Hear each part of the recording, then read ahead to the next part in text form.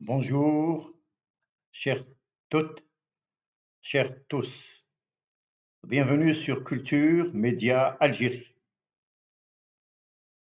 Aujourd'hui, je vous propose une plongée dans l'histoire littéraire avec un texte unique, magnifique, intitulé Ulysse de Joyce. Je parlerai d'Ulysse aujourd'hui. Nous allons revisiter ce roman monumental qui a bouleversé la littérature moderne et marqué durablement la culture mondiale. J'ai toujours aimé deux immenses romanciers, deux grands livres, William Faulkner et James Joyce. Le bruit et la fureur et Joyce. Et Ulysse, pardon. Deux de mes livres de chevet. C'est un monde à part, celui de Le bruit et la fureur et d'Ulysse. Deux de mes livres de chevet, c'est un monde, comme je viens de le dire, à part. Il n'est nullement possible de se passer du grand roman de l'écrivain irlandais James Joyce, né en 1882 et décédé en 1941. Il a été traduit et édité à Paris le 2 février 1922 après avoir connu sa publication en feuilleton dans le magazine américain The Little Review. Une véritable révolution du langage littéraire. Cela fait donc un peu plus d'un siècle que cet extraordinaire roman a vu le jour. Il a changé la littérature. Il a permis aux écrivains de subvertir avec brio les codes littéraires et de narguer les normes dominantes. Ulysse, c'est un roman singulier qui ne dissimule nullement la paternité d'Homère et de l'Odyssée, mais il s'en détourne tout en lui empruntant sa structure qu'il subvertit de manière extraordinaire. Les mots se muent en images, en construction physique. Ulysse, c'est un ensemble de paradoxes. L'épique nargue tragiquement le satirique, tout en donnant à vivre des moments simples, ordinaires.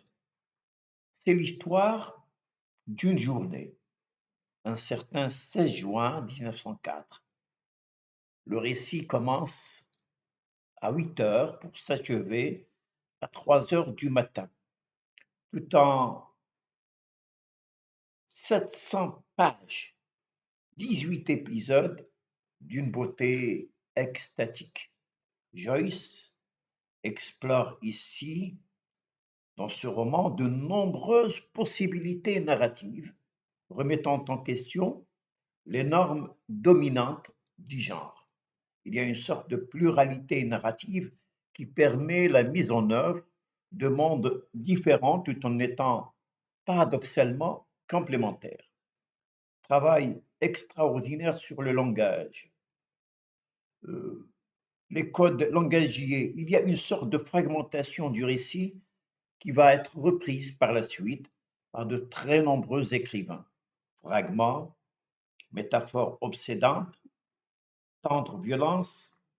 La violence de l'écriture engendre un style qui fait du mot une image traversée par les jeux de la subversion, une structure particulière, comme d'ailleurs ce montage parallèle qu'on retrouvera par la suite dans le cinéma chez Sergei Eisenstein, La Grève et Charlie Chaplin.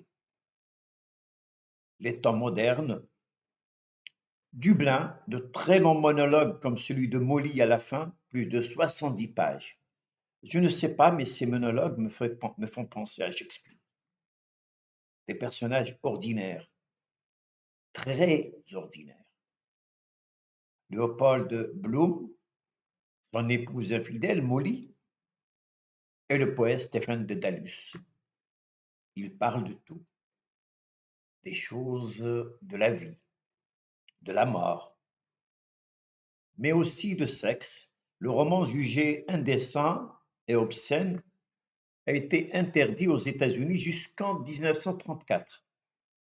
Il s'attaque aux institutions religieuses, l'Église catholique et les instances étatiques. Scandale.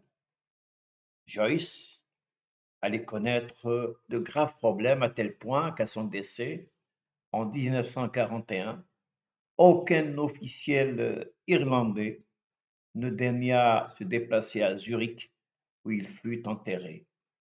Joyce est poète, novelliste, conteur, romancier et auteur dramatique.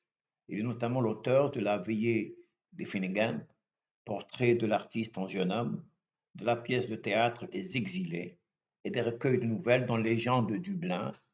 Jean Houston a mis en scène une de ses nouvelles, Les Morts. Merci, chers amis, d'avoir suivi cette réflexion sur un roman que j'aime énormément, Ulysse de Joyce, un roman qui, plus de 100 ans après sa publication, continue de nous interpeller et de nous inspirer. Si cette vidéo vous a plu, n'hésitez pas à partager et vous abonner à Culture Média Algérie pour soutenir ce travail et découvrir d'autres analyses critiques. À bientôt, chers amis, encore une fois, merci.